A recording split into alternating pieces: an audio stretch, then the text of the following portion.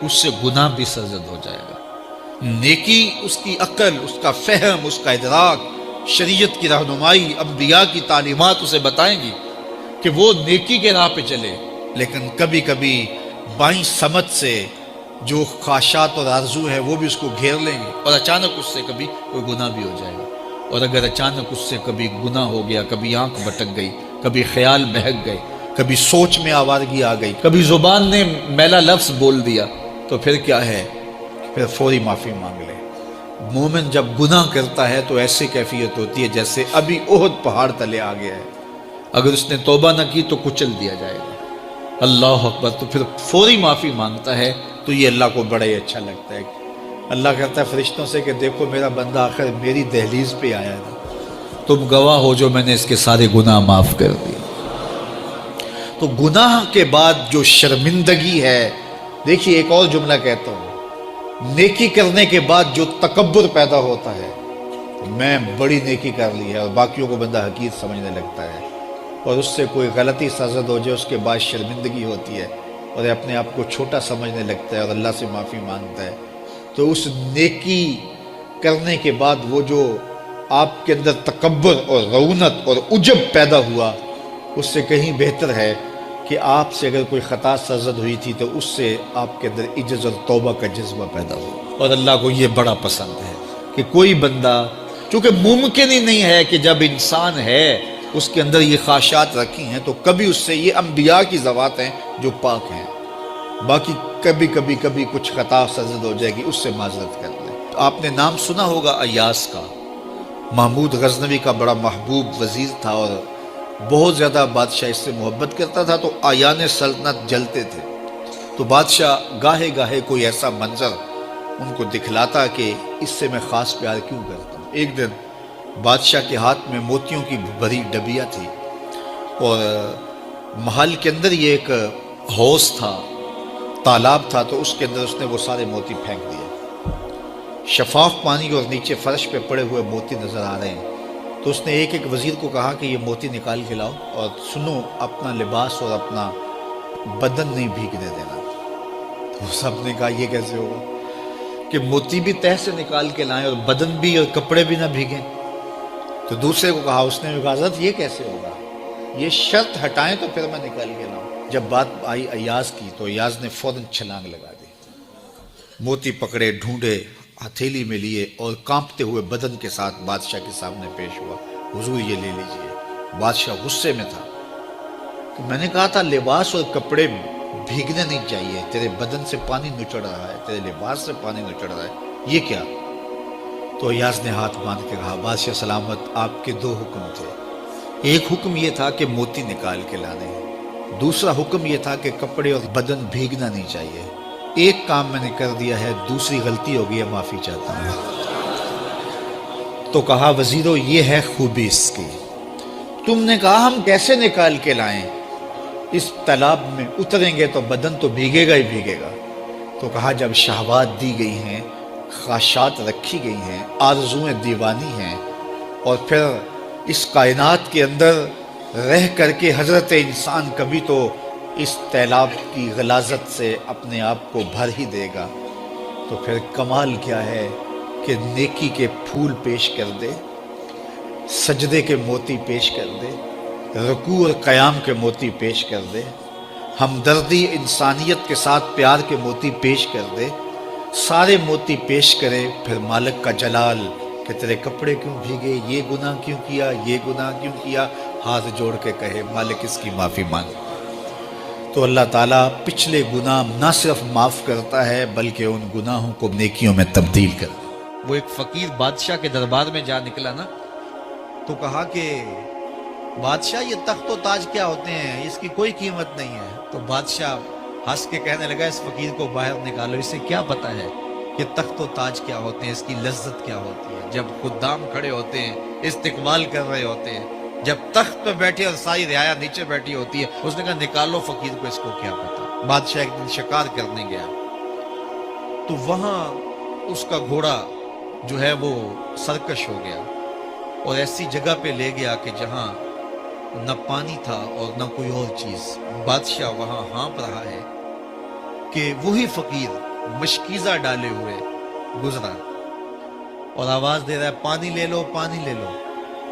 بادشاہ کی تو موت واقع ہونے والی تھی، آخری ہچکیاں تھی، تو اس نے آواز دی پانی۔ تو اس فقیر نے کہا کہ ہاں تمہارے پاس ہے کوئی قیمت پانی دینے کی؟ اس نے کہا میں بادشاہ ہوں اس ملک کا۔ اس نے کہا ہوتے ہوگے، مجھے غرض نہیں ہے، میں تو بیچتا ہوں پانی۔ اس نے کہا بابا میں بادشاہ ہوں، جو مانگو گے میں دوں گا، مجھے پانی دو، میں مر رہا ہوں۔ اس فقیر نے کہا آدھی حکومت لگے گی۔ اس نے کہا آدھی لے لینا، مجھے پانی تو دو، کیونکہ مر گیا تو ساری جائے گی۔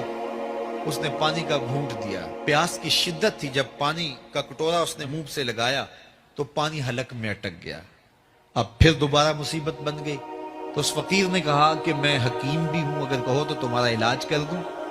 اس نے کہا ضرور کرو، لیکن اس نے کہا میں یوں ہی نہیں کروں گا، آدھی باقی حکومت بھی لگے گی، وہ بھی لکھ دو۔ اس نے چمڑے کے اوپر لکھوا لیا، ساری حکومت لکھوا لی، اور اس نے اس کا علاج کیا فوری۔ جو اس کے پاس ٹوٹکا ٹونا تھا تو اس کا پانی حلق سے نیچے اتر گیا۔ بادشاہ گھوڑے پہ بیٹھا واپس آیا، وقت گزر گیا، عرصہ بیت گیا، بادشاہ پھر تخت پہ بیٹھا تھا، وہی فقیر بھیس بدل کے دوبارہ آ گیا۔ پھر اس نے نصیحت کی کہ آخرت کو یاد کرو، یہ دنیا کچھ نہیں ہے، 4 دن کی کہانی ہے۔ بادشاہ نے کہا تو میرا خیال ہے پہلے بھی کبھی آیا تھا، تو نہیں سمجھتا تخت و تاج کی لذت کیا ہے۔ اس نے کہا اس کی کوئی قدر و قیمت نہیں ہے، چھوڑ اسے، آخرت سب کچھ ہے۔ تو اس نے کہا نکالو اس فقیر بابے کو، یہ اس دن بھی آیا تھا تو آج پھر آ گیا ہے، اپنی راہ لے بابا۔ اس فقیر نے اپنے تھیلے سے وہ چمڑے کی دستاویز نکالی جس کے اوپر اس نے ساری حکومت لکھ کے دی تھی۔ اس نے کہا بادشاہ یہ ہے تیری حکومت کی قیمت، صرف 2 گھونٹ پانی، جس پر تو نازاں ہے، جس پر تجھے فخر ہے، تو قبل اس سے سورج مغرب سے طلوع ہو جائے، توبہ کا دروازہ بند ہو جائے، سانسیں اٹک کے حلق تک آ جائے، اور ہماری زندگی کا دفتر سمیٹ دیا جائے، اور پھر پچھتائیں ہائے جو چند لمحے ضائع کیے، ہائے جو زندگی برباد کی، وہ کیوں برباد کی۔ کل کے پچھتاوے سے بہتر آج کا پچھتاوا، زندگی پلٹ ہوگا، وقت پر کافی ہے ایک قطرہ بھی آب خوش ہنگام کا، جل گیا جب کھیت برسا بھی تو پھر کس کام کا۔ آئیے میں اور آپ اپنی زندگی کو مالک کی چوکھٹ پہ، مالک کی دہلیز پہ لے جائیں، اس کے حضور سچی توبہ کریں، رجوع لائیں، اپنے گناہوں سے معافی مانگیں، وہ کریم ایک آنسو سے سارے گناہ معاف کر دے گا۔ اپنی آخرت کی تیاری کریں، کاروبار دنیا بھی کریں، لیکن اصل ہماری زندگی آخرت کی زندگی ہے۔ صحابہ کو خندق کھودتے دیکھا تو پیار آیا تو یہی کہا اللہم ان العیش عیش الآخرہ، اے اللہ زندگی تو آخرت کی زندگی ہے، فاغفر للانصار والمہاجرہ، میرے انصار کو بھی بخش دے، میرے مہاجروں کو بھی بخش دے۔ تو اللہ تعالی ہم سب کی مغفرت فرمائے۔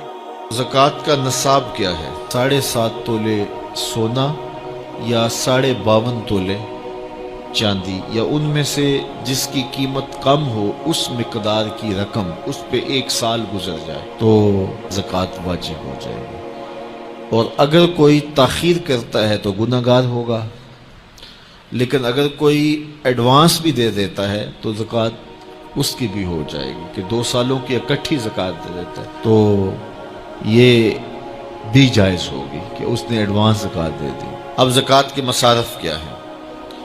زکوٰۃ کے مصارف جو ہیں وہ 8 ہیں۔ فقیر کو زکوٰۃ دی جائے گی۔ فقیر وہ ہوتا ہے جس کے پاس کچھ بھی نہ ہو، نہ گھر ہو، نہ مکان ہو، نہ اس کے پاس کوئی زر ہو، بس بالکل خالی مخالی، ایسا شخص فقیر کہلاتا ہے، تو اس کو زکوٰۃ دی جائے۔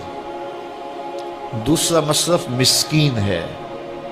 مسکین ایسے شخص کو کہتے ہیں کہ جس کے پاس اپنا ذاتی گھر تو ہے اور تھوڑا بہت کام کاروبار بھی ہے، بچوں کی روٹی روزی بھی چلتی ہے، لیکن اس کے پاس اتنے پیسے جمع نہیں ہوئے کہ وہ نصاب کی ملک تک پہنچے، یعنی 7.5 تولے سونا یا 52.5 تولے چاندی، یا ان دونوں میں سے کسی ایک کی قیمت اس کے پاس نہیں ہے، تو وہ مسکین کہلائے گا تو وہ بھی زکوٰۃ کا مستحق ہے۔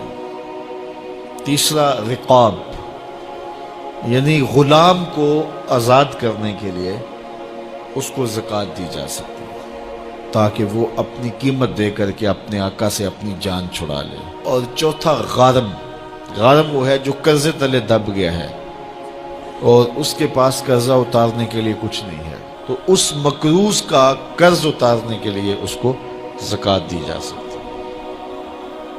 پانچواں شخص فی سبیل اللہ، فی سبیل اللہ وہ شخص ہے کہ جو اللہ کی راہ میں نکلا ہوا ہے۔